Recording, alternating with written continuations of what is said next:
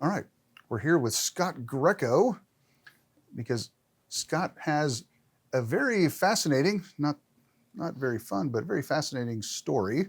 So we are going to all ask Scott some questions, just get him to share this journey with us. And Gary James and Rich Schutte, who have walked through the majority of this with him. So guys, feel free to participate. And yeah, so we're just gonna have a little jam session, asking Scott some things, and want to capture his story. And of course, myself, Evan Meskey, and Andy Hubert, who are trying to make this into something redeemable. So, all right, so Scott, why don't you just start off? Just tell us what happened. You had a fairly normal life, and then something changed. Yeah, so a little over 2 years ago, I got diagnosed with colon cancer. Um, Went in, uh, had it surgically removed, but that didn't work. So it metastasized, uh, went into my liver and my lungs. Um, I did chemotherapy to start with, mostly out of fear, because the doctors get you all riled up and want you to do all that stuff. So I did 6 months of that, but it made me really sick. So I didn't stick with that program. I found out I was allergic to it actually. So um, did some targeted radiation on the liver, and then did a course of what they call Y90, where they inject radioactive beads into the tumors themselves. Um, At this point, where were all the tumors? Liver, mostly liver and Also, lungs. liver and So lungs. I'm not a candidate to transplant and all that stuff. It's just too far into me to do all that stuff. So my wife and I made the decision to do a more natural route, more of a plant-based, God-based. We use something called the Maker's Diet. Um, None of it at this point is really working. So um, about 3 weeks ago, they put me on hospice care. Um, so that's kind of where we're at this point. They say I'm going to die. I say I'm not. So, tell us about the diagnosis. Like, what did it feel like when they gave you the diagnosis that you had Well, cancer? I was kind of asleep because I went in for a colonoscopy, and when I woke up, they have all the video and everything there, and they went, "Geez, we got to get you into surgery right away." And I think it was a week later, I was in surgery getting part of my colon chopped out. So yeah, there wasn't a whole lot of time to really think about it at that point. You just kind of do what you're told. And then they did the surgery, Uh-huh. and did they know immediately that it was not successful? Um, it was successful to a point, but it had already spread. So that's Mm. the reason for the chemo. I did a 6 month course of chemo. They put a port in my chest. They would hook me up to this chemo pump every other week for 2 or 3 days. And they tried to stop it and it slowed it down, but it made me so sick that I couldn't function. So we chose not to go that route. Mm. And how did that decision hit your family? Um, Well, during that intervening 6 months, we'd done a lot of research, so we thought we had a few things figured out that they don't really talk to you about. Oncologists don't talk to you about nutrition, and oncologists don't talk to you about alternative medicine. They just want to get chemo in you. Um, so through the research we did, we thought we had a better route. Um, Initially, they gave me 3 to 6 months to live. That was 2 years ago. Okay. A year ago, they told me 3 to 6 months to live. That was a year ago. So, and right now, um, in hospice is kind of a weird deal because they shut off all other medical care. I have a nurse that comes to my house once a week, and but they're just waiting on you to get bad enough that they can put you out to pasture somewhere. So, but yeah, that's kind of the progression of it, um, as far as that goes. Yeah, I remember Scott calling me, because he was leading for my team at the time, and Scott calling me and saying, "Hey, I've got cancer. And I'm like, as I process through that, then he tells me, what type of cancer he has. That really hit home for me because I just went through this process with my mom 3 years ago. Same exact same thing that's going on with Scott. So it kind of knocked my feet out from under me a little bit, and just trying to process with Scott. I love the question that Evan asked, because the first thing I ask him is like, what's going through your mind right now? And that's one thing that I love about Scott is his perspective on life. He totally is like, when you think of Acts, I think of him as a Romans 12:12 guy. Like, he's joyful, he's patient, even when he's got this bad news through affliction, and he's prayerful. And the whole time I've been walking through this with Scott, we've had a few moments where him and I have really broke down and really talked about that. But he has really been just kind of an inspiration to me because of his lust for life, his perseverance through this like super hard information.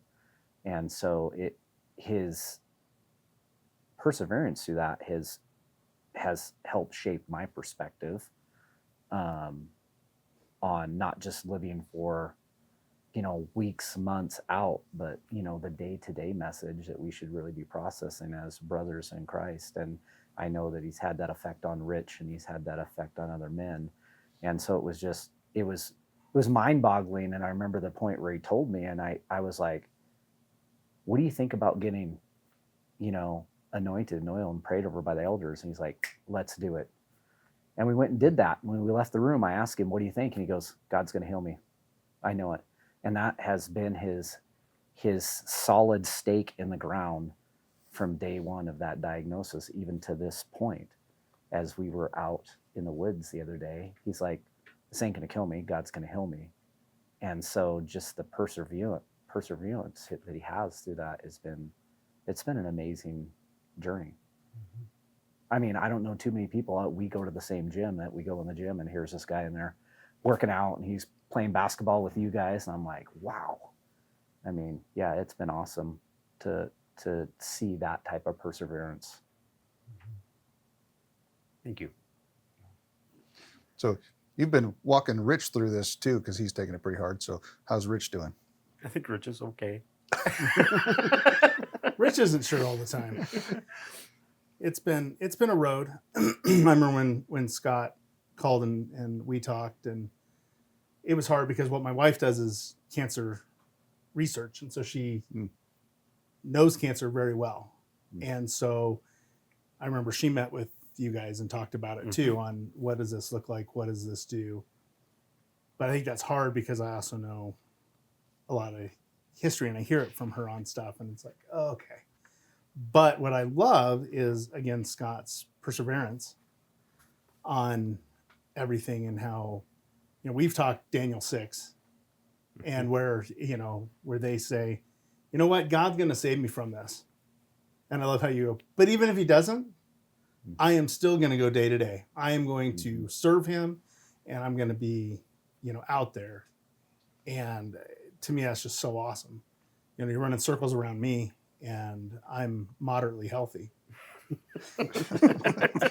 But, the thing I love about you most is that you've always been there for me. So from the day we met on, and then you came into my life group, and the first thing you started doing was checking on me as the leader and saying, you know what, nobody ever checks on the leader. It was the first thing you did, is started checking on me and made sure you were there for me.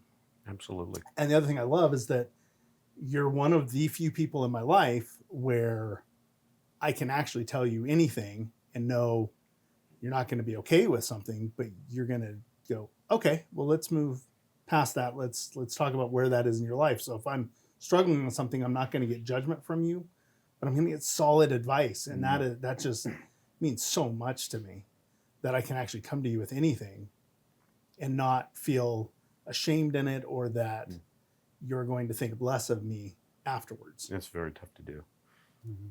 Yeah.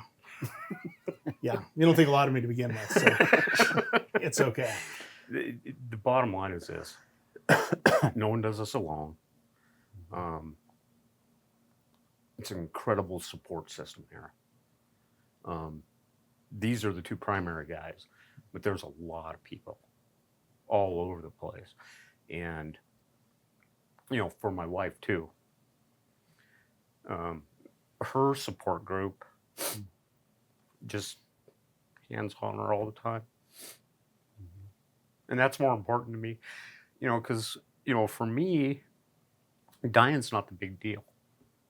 It's the aftermath. So what happens with her? What happens with those people? Because I know where I'm going. I have no doubt about that. And when God's done with me, whether that's next week or next year, He's going to take me, just like He's going to get all of us eventually. But that's having that security that she is covered is huge. That's part of what you've talked about with me and others, this ripple effect, right? It's really been on your heart. Mm-hmm. What does that look like for you? Well, I mean, the ripple effect, when you throw a rock in a lake or a pond, there's that ripple that goes out. Some people, their rock is a tsunami, and it takes the world by storm. Jesus, as an example. But everyone has a part to play in that. Everybody has a ripple. I don't care who you are or what you do. You're going to affect other people at some point. Now, we have an opportunity as men to drop that rock now and follow the ripple, maybe help some people, maybe help someone come to the Lord, maybe whatever that looks like. But you have to take action to make that happen. It's not, you don't live in a bubble. So, my encouragement and what I've tried to do is, especially when you go through something like this, is it changes your perspective to kingdom perspective. I spent years and years and years chasing money, chasing power, chasing stuff that means nothing. It really doesn't, because, when I pass away, all my stuff's either going to get sold or no one's going to know. A great example is I know some very wealthy people, and within 30 years, no one's going to know their name. Not a single person. So what did they accomplish? And what do we want to accomplish? If I can help one guy come to the Lord, I've done a pretty good job, I think. Mm-hmm. And that's not my decision either. But I have to say something. So we, having a terminal disease can make you really bold. My filter's gone to nothing. And I don't really need it, because you don't. I mean, the Lord says, be bold in your faith. And that's what I believe we should all do. Don't wait until the end. Don't wait until you can't do it. Don't wait until you pull out of this parking lot and a car hits you. Too late. You have to do it now while you can still do it, because you never know what's going to come. I mean, as Gary said, I'm a gym rat. I play basketball. I do all these things. I'm in great shape, except all my insides are getting eaten. So that part doesn't matter. It's what I say and how I follow that up that's critical. You talked about dropping that rock now. What should we do differently? Like, what do you wish you would have done differently before cancer? You hit that and altered your perspective of things. Instead of asking someone how they are, maybe ask them, how's your walk with Christ? How you are that's a simple one. I'm fine, Mm-hmm. But if you ask someone what their walk's like, is there anything I can help you with? Those type of things, you can't give a pat answer. Especially, Andy's very good at staring deep into your eyeballs and not letting you off the hook for that. But that's real boldness. And people, I believe, are looking for people to lead them. Not everybody's a leader, but they're looking for people to take that lead and help them along, nudge them along until they can become leaders. We all have the ability. And then they can go out and do that. I mean, discipleship, that's really what it is.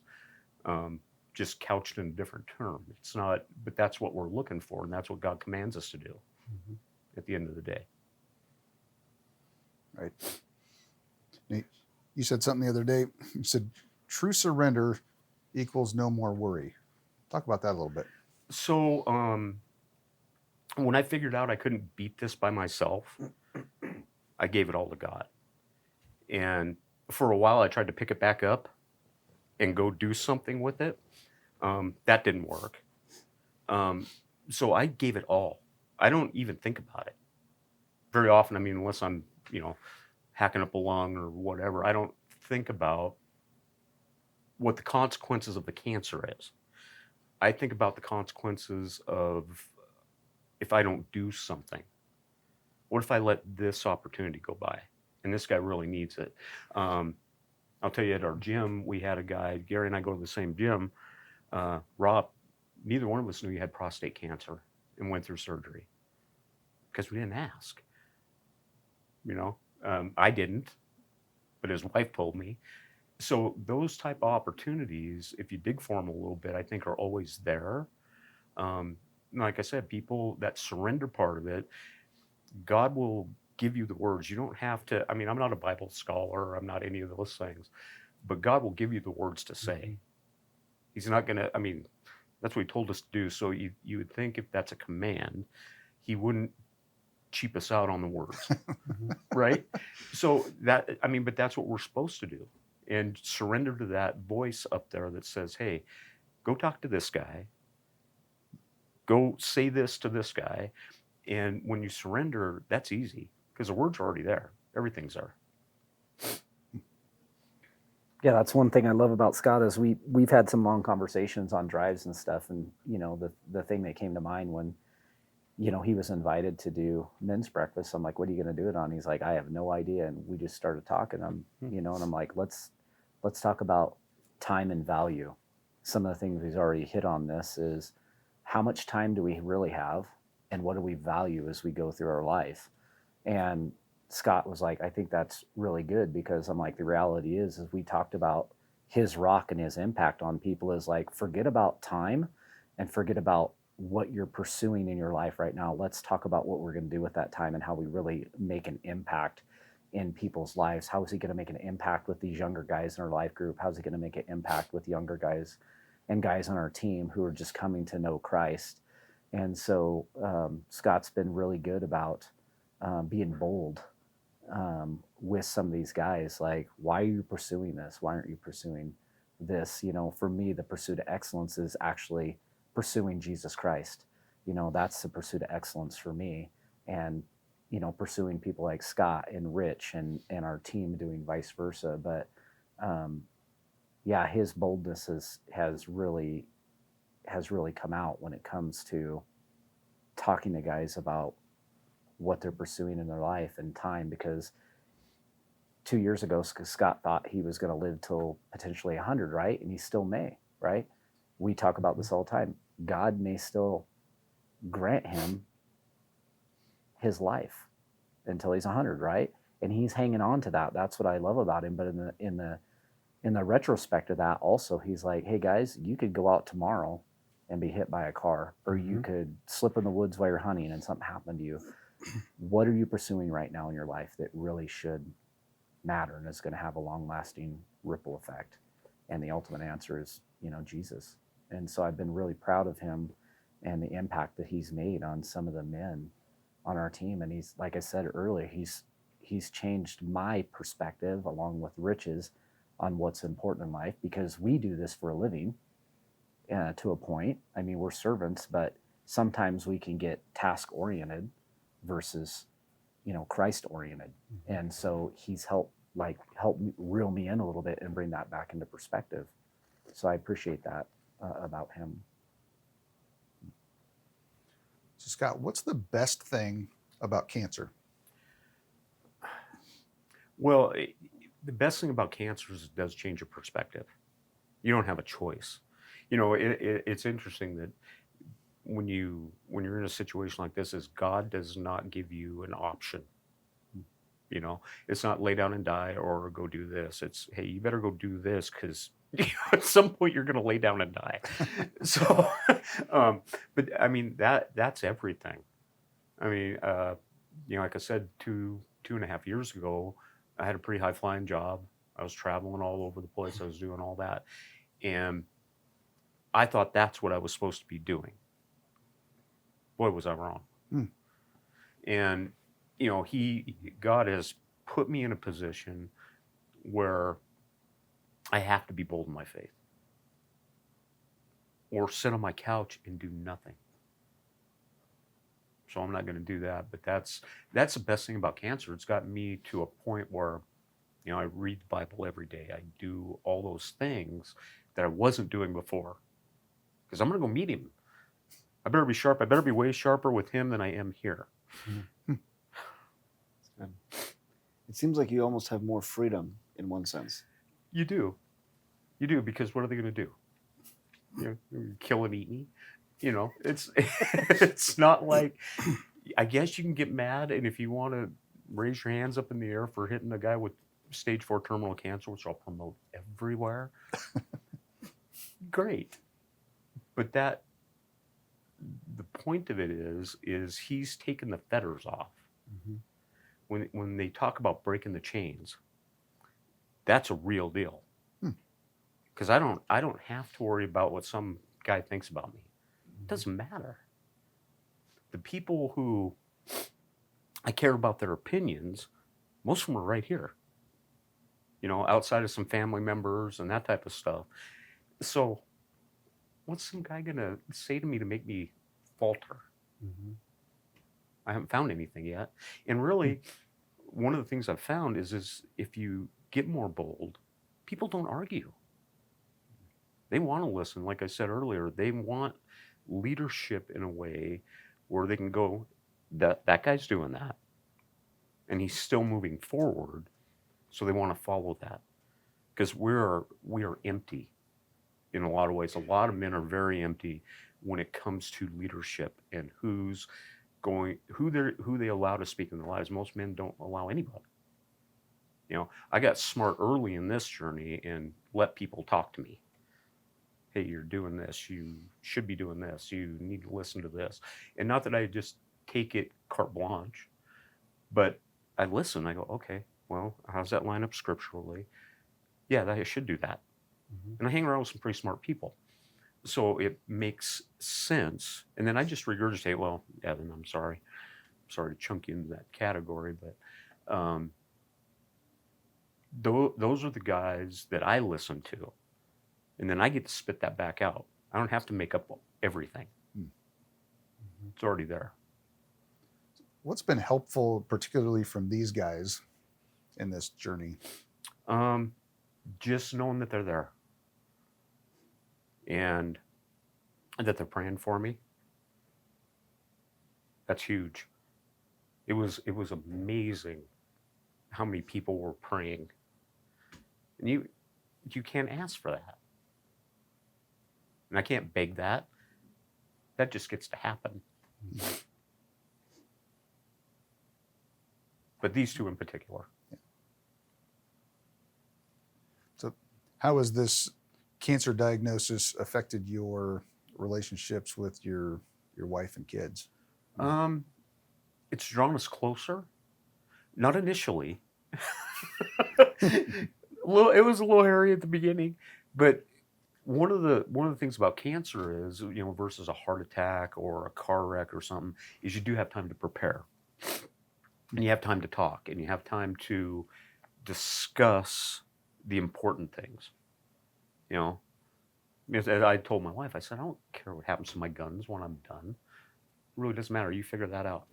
But you have time to plan trips and do those things and create a stronger bond than we've ever had in the past. And that's all with cancer. It's. I wish there was another way. I really do. Yeah. But it's been a pretty good way. And, like Gary said, I have built a mental fortress. I believe I'm going to get healed. I don't care if I take the last breath. Jesus raised Lazarus. It's not over until they burn me up and scatter me on a river somewhere, right? So all that, if you keep that perspective, and that perspective keeps my wife calm, it keeps my children calm, does all that. And these guys reinforce that all the time because they don't baby me, you know. We go do the same stuff, you know. Scott, you and I talked a little bit about, you know, cancer. How did it change your perspective when it comes to serving? Oh, I want to serve more. I want to serve more because this story might help somebody.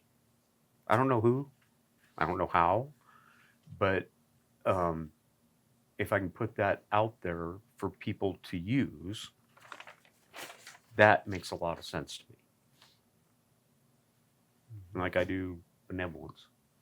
I don't know why. Really not needed. The homeless folks are getting a sandwich. They aren't, you know, going to be too rowdy. But I mean, you know, all that kind of stuff. But it's a lot of the little serving, you know, being nice to people, saying hi to people, actually saying a prayer for someone. When you say you're going to pray for them, you actually go do that. The little serving stuff is more important than the big stuff. The hard conversations we had the other day while we were driving is, you know, when Scott and I were talking about the serving aspect of it, I asked him, you know, we talk about fears and whatnot, and Scott's like, man, it would have been so much easier if God would have just hit me with a heart attack, or I'd have been hit by a car.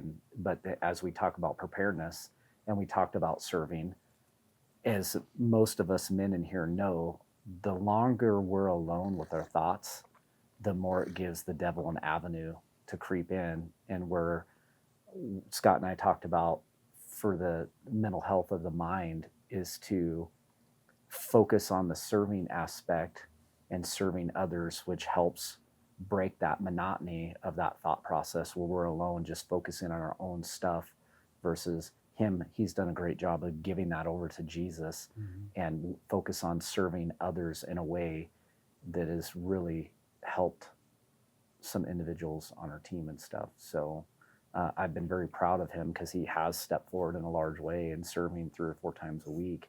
And we don't know the ripple effect, but Rich and I see it in the impact he's made on some of those guys' life just in a little bit of time.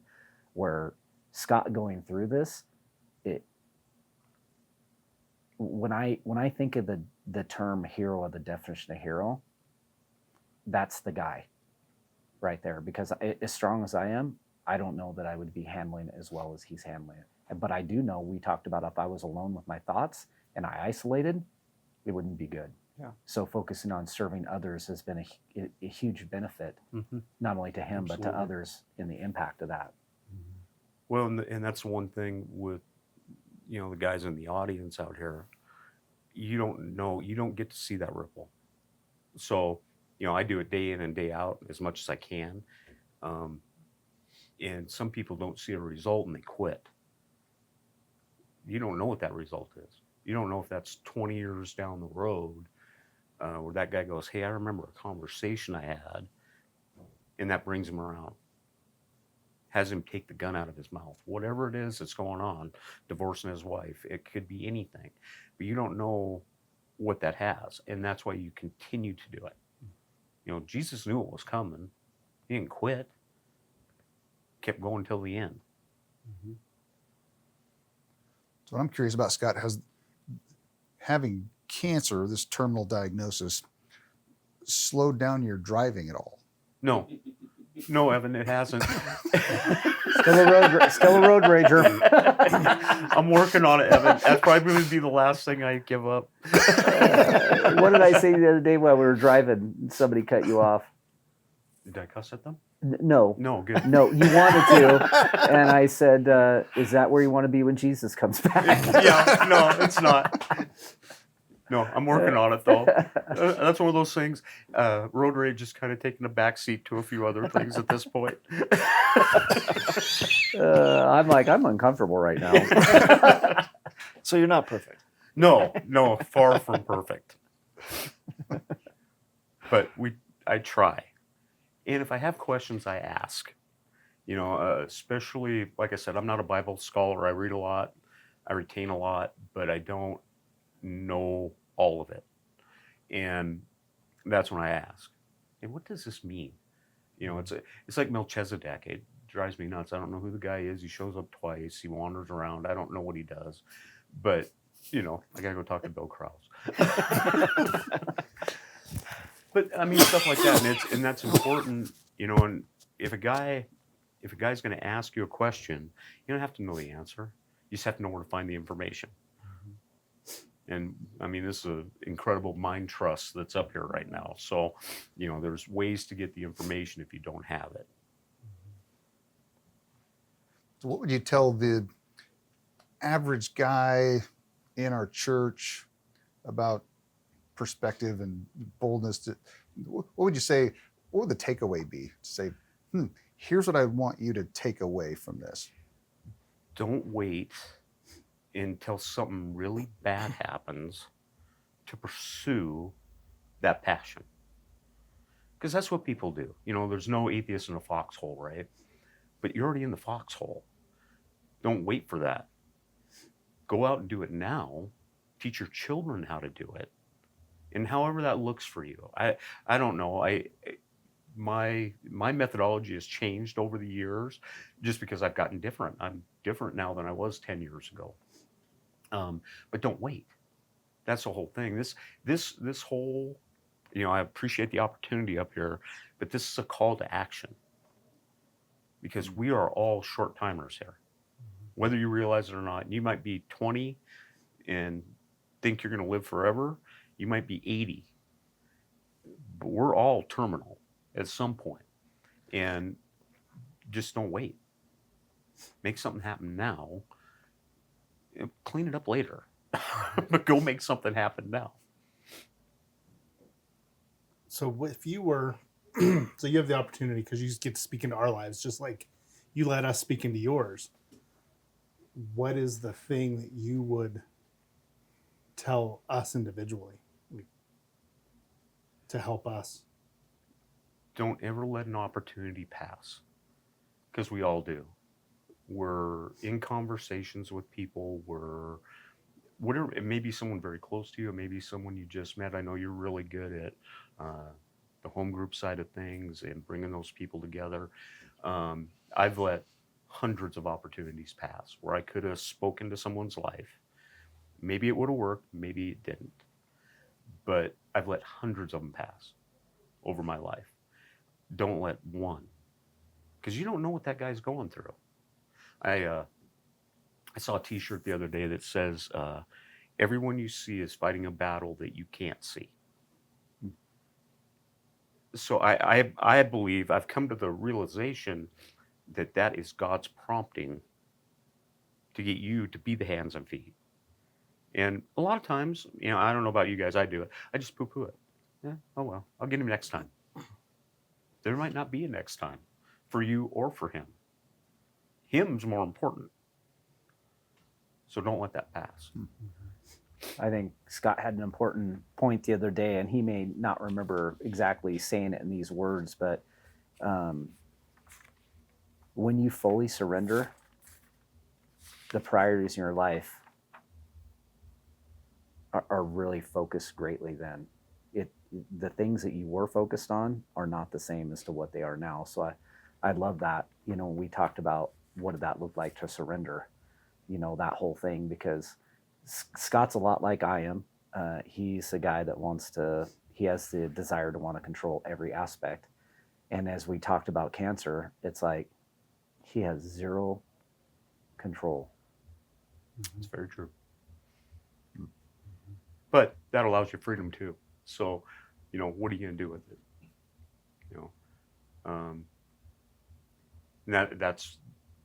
That's where all this, at the end of the day, that's where all this is. We have freedom to speak into people's lives, God will send you those people. You just can't ignore them. God healed you of the cancer.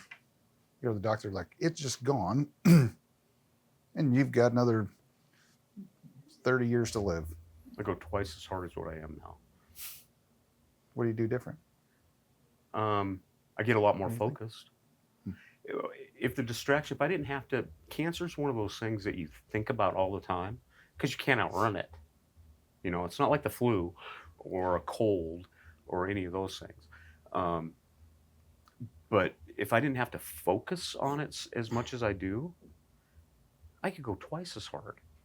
I don't know that I'd ever be a pastor or any of those things, but man, there's a lot you can do not being a pastor to bring people. And if you don't know the question or the answers, there's all kinds of people to go give them to.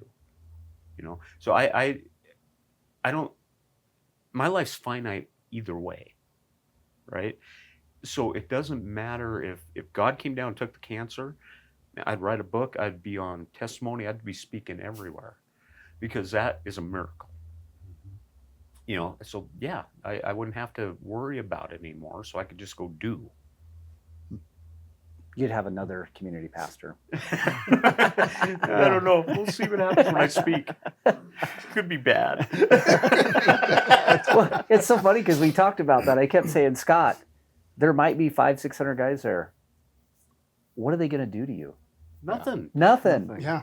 So I'm like, what you're going through now is, compared to speaking to people, is finite. Oh, What I we know. talk about, right? I know. But our fears drive us in weird ways. Yep.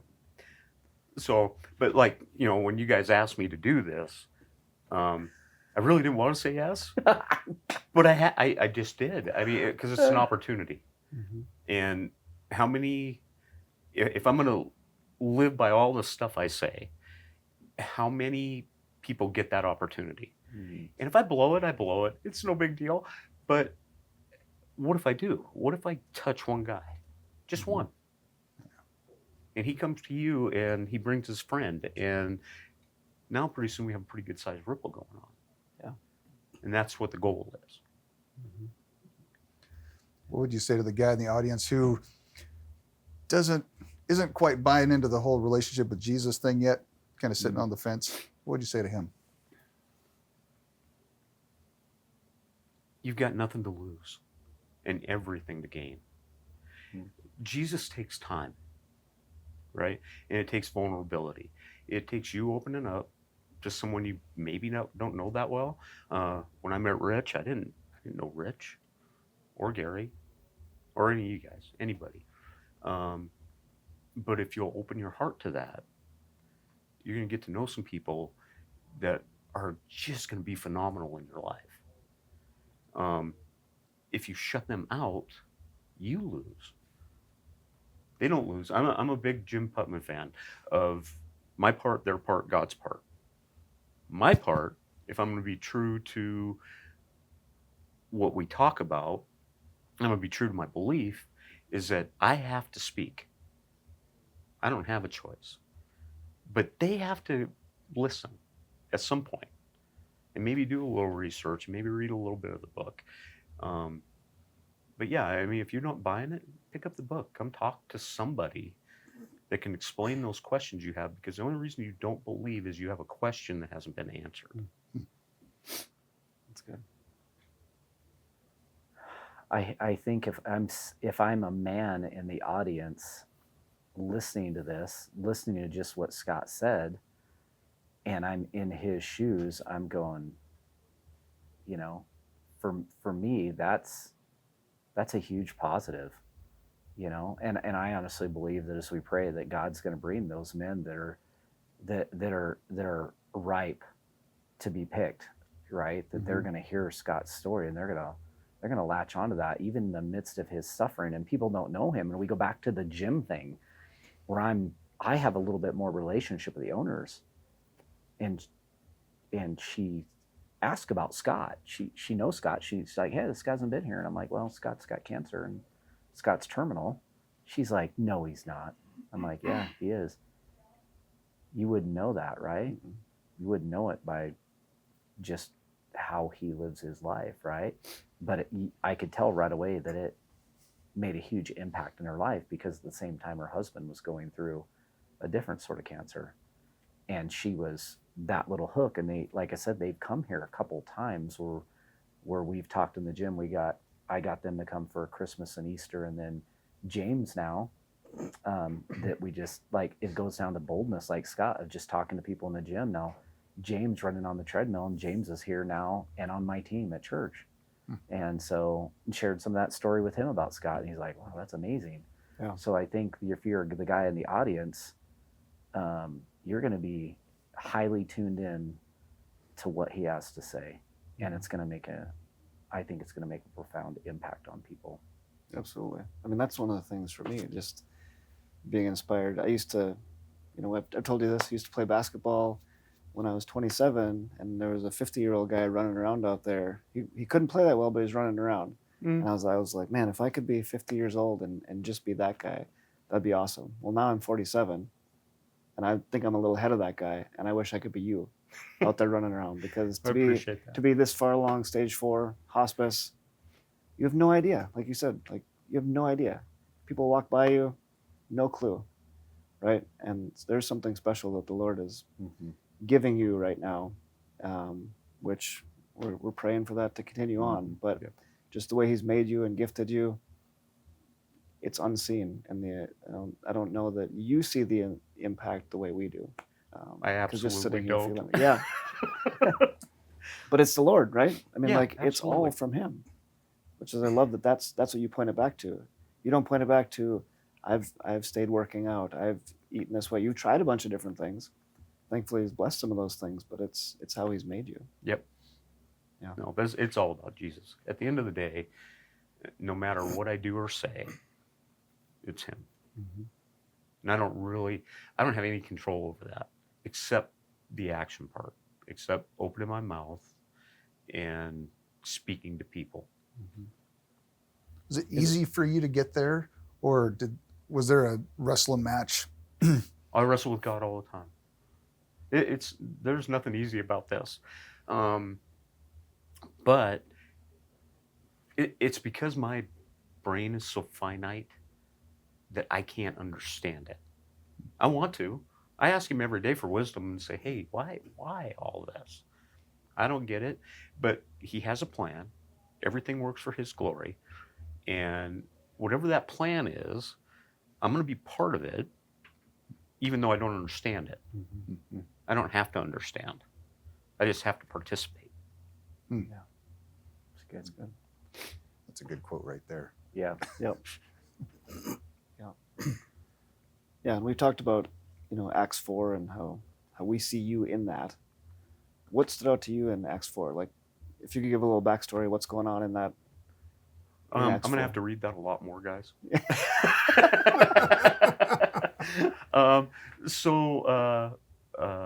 Peter and Paul.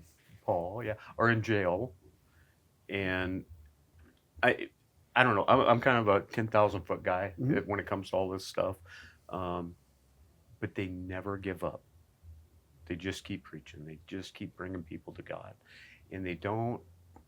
Being in jail is a secondary deal to them. Preaching the gospel is all that matters to them. And I, be honest with you, I'm not there. I mean, stuff frustrates me. It does all that kind of stuff. I don't know if I could do what they did, However, if I can get 20% of the way there, not a bad deal. So I'll read it more before we actually get up on stage. Because I just drew a You don't give complete yourself blank. enough credit. You don't give yourself enough credit. No. Yeah, Peter and John. Well, we'll just start that one over. Yeah. Yeah. Well, no. As soon as you Peter asked me John, the sorry. scripture, I got my brain went blank. I'll be ready to go on Saturday though.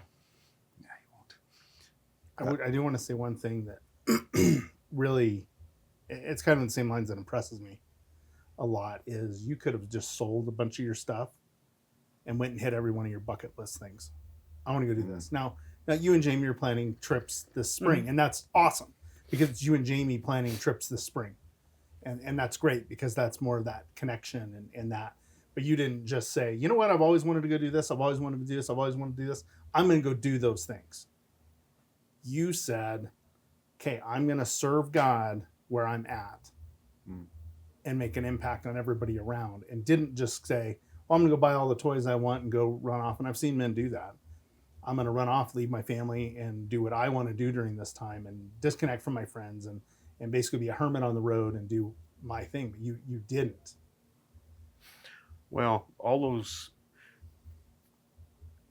I said that I chased stuff for a long time, and I had a lot of stuff. Stuff becomes unimportant. As long as my wife's taken care of, and we've been very fortunate financially, we've been very blessed. But she's not going to lack for anything. And that's all that really worried me. And once I had that squared away, rest is easy. I've said it to several people that God's already saved my life. I'm not worried about my life. He's going to deal with this fingernail that I have to walk around in. But he's already done the important part. The rest of it, it's such a whiff. It's such a brief time that it really shouldn't matter. Mm-hmm. He's got the rest. He's got eternity. So 10,000 years from now, I don't know what that looks like, and I don't quite get it. But the 80 years I spent here will mean nothing, or 55 or 57, whatever. However many years that is, won't mean anything at the end of the day. Won't mean anything to you. Won't mean anything to you. Won't mean anything to my wife. It's just going to be a spot we went through. Now we're in heaven. So that's really what I'm excited about. This place is not fun. It's fun sometimes, but not a lot of fun. I always laugh. Oh, sorry. I was going to say, I always laugh because I know the three of us, at least, are very anti-people. Like, we kind of are like, I don't like people. And you've said that since the day I've met you. Like, I just don't like people. But you know what's really funny about that is you love them. You actually are anti-social social. Yeah. So as much as you know, I've always been like, oh, people drive me nuts. But at the same time, you just love people in the fact that you're willing to reach out to them and willing to walk through things, even though inside you're going, oh my goodness. And I get that same thing. I think that's why the three of us bond so well, because all three of us have that emotional detachment and attachment to people. I would agree. One thing you said earlier is your wife is going to lack for nothing. What would you say is the most important thing that you're going to leave her with that she will not lack? That's a really long answer, but I'll condense it. The support group she has here, there's nothing better. Nothing better. I mean, working at the church is really cool, and she's made a ton of friends, but, Rich and Gary and a couple others that just step up. I don't have to worry about her at all. So that's a big deal. Yeah, I think that's all any man, I think, could ask for in Scott's current state he's going through, as we talked about that. He just wants Jamie to be, looked after like any of us would with our family. And I think that's the thing that really hit home, was that she's got a pretty solid support group with the girls up front, and then the girls in the life group, and of course, our group with Katie and those guys. So it's been a huge help to her. I know, having side conversations with her. So it's a relationship, right? Yeah. Yeah, she's got some place to go melt down. That's not me, which is nice. Yeah, I mean, it's great for her. Well, in Acts, Peter and John are, this is just after the beginning of the church, And a lot of times we stop at Acts 2, 42 through 47. You're like, oh, and everything's great. And they shared all their stuff and the numbers were growing. And we end it there. But if we keep reading, it actually all starts to hit the fan and it's not great. Kind of like, hey, life's going on, everything's just fine. And then cancer. And Peter and John get thrown in prison and beaten, and they're commanded, you can't do this anymore. And they get out of prison. And you remember what they went back and did? I know there was 5,000 baptized at some point in there. Yeah, that was back in the glory days of Acts 2. Actually, Acts 4. They talk about it in Acts 4 too. I don't, Evan. I'm sorry, I went blank. So they go back after getting out of prison, and they're threatened and beaten and all the things. And they say a prayer. They ask God, and here's what I would ask God: like, let me not go through that anymore. Don't let me get thrown in prison anymore. Don't let me get beaten anymore. And I don't like being threatened by people. Like, keep me in a safe little bubble. That's what I think most of our prayers sounded like. But they say, God, enable your servants, us, to speak your word with great boldness. That was a prayer. So we're not asking for anything for ourselves or to stop feeling the pain or to stop going through the hard circumstances. Their prayer was what you're saying is, God, enable your servants, all these men, to speak your word with great boldness. And boldness is the thing that cancer has grown in you. Like, seems like it's outgrown the cancer. Yeah, absolutely. Yeah, having cancer takes the burden off, that's for sure. And your filter gets shorter. Hey, last time you were talking about the hardest part you were going through. You want to speak on that? I don't remember. I But, don't. Like, what's the hardest part that you've been dealing with? So really the hardest part of it is your body betraying you. It's one of those things that, I've always been able to count on that. I've always played a lot of sports. I've done all those things. And as this progresses, my body doesn't react the way I want it to anymore. And I can't control that. But that's one of the harder parts. As far as the mental and spiritual side, I'm pretty good there. I don't worry about that. But it's when you get fatigued really fast, whatever it is, and it all depends on the day. Every day is a different, something you got to deal with. So yeah, right now the physical side of things is difficult, but like today I'm great. Come Saturday, I might just be curled up in a ball somewhere. Who knows? Yeah, you were kind of talking about like how you can't defeat this. Coming from a life of before, success. You had the things, you were successful. It's like you could, win at life the way the world thinks of winning at life. Yeah. You know what I mean? And then you were kind of talking about, oh, this is kind of out of my hands. Well, all that's out of my hands, but I've also shifted from a life of thinking that monetary or material success is everything, to where that really doesn't matter much anymore. As long as I have enough, as long as we can eat and pay the heat bill, that's what's important. It's not new sports car in my garage. But yeah, not being able to win because I can't work. I mean, after I got the radiation treatment, I had narcolepsy for like 2 months. Just sit there and fall asleep, which was kind of weird. But yeah, that's difficult to deal with for someone like me, anyway.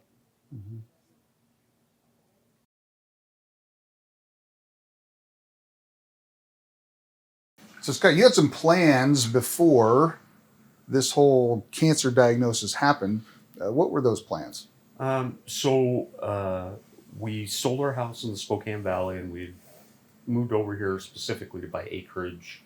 Didn't know how much or anything, but we leased for a year. I found a house out in Athol, 10 acres. It was great, and that's where we were going. The day before closing, they found mold, so that stopped it. And we didn't know at the time. I've gone back and analyzed it that every step of the way, and we're talking 50 years ago, not just 5 years ago, but every step of the way, we've been prompted to do certain things. Neither one of us wanted to live in a neighborhood. I live in a neighborhood with a racetrack behind my house. But all those things, because we live 3 minutes from here. Jamie gets a job here. We're walking up the stairs, and Gary's talking about needing someone at the front desk, so we'll hire her. And she had a job. So God's prompted us along the way. We didn't know it, but we were open enough to hear it, and we followed those prompts. And Rich lives 5 minutes from me. Gary's 5-6 minutes from me. So all those little promptings that we chose to listen to put us in a perfect position for this to happen, if there is such a thing. And a lot of times I think what we do is we shut that voice off, and we're going to do our own thing. And we're going to do it not out of bad intentions or anything, but we're going to do what we want to do because we're men. And sometimes, we're not here to get converts. We're here to make disciples. And those little promptings, like we were kind of talking about earlier, you're going to be prompted to go talk to people.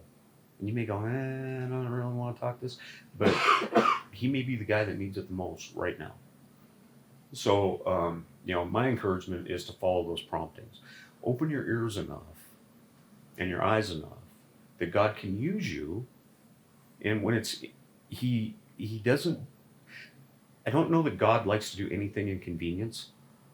I don't know why that is, but you're out fishing one day and he goes, hey, come follow me. And you go, okay. And you chuck your nets and you go follow it. So, and I don't know if it's that intense in our world now, but that happens all the time if you'll listen. What if somebody is like, I don't even know where to start? Like, I don't have anybody in my life, or my relationships are pretty shallow. Find somebody. That's the your part of it, because anybody in this room would talk to you. Anybody, and anyone who's been here a while would certainly talk to you.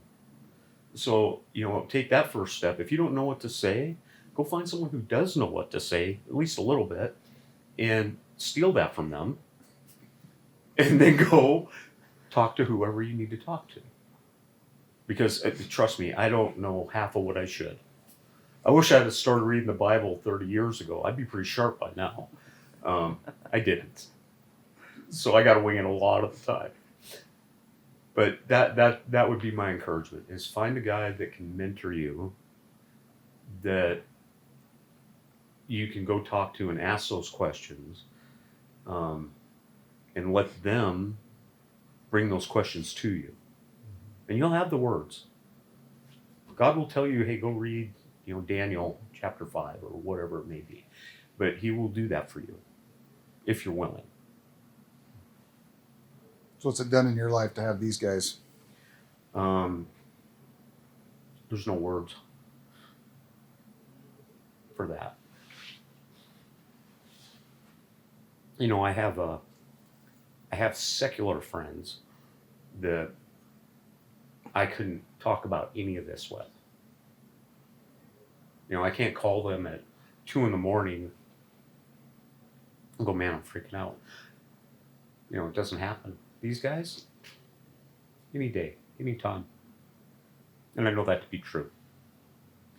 So having even one guy that you allow to speak into your life will change your life.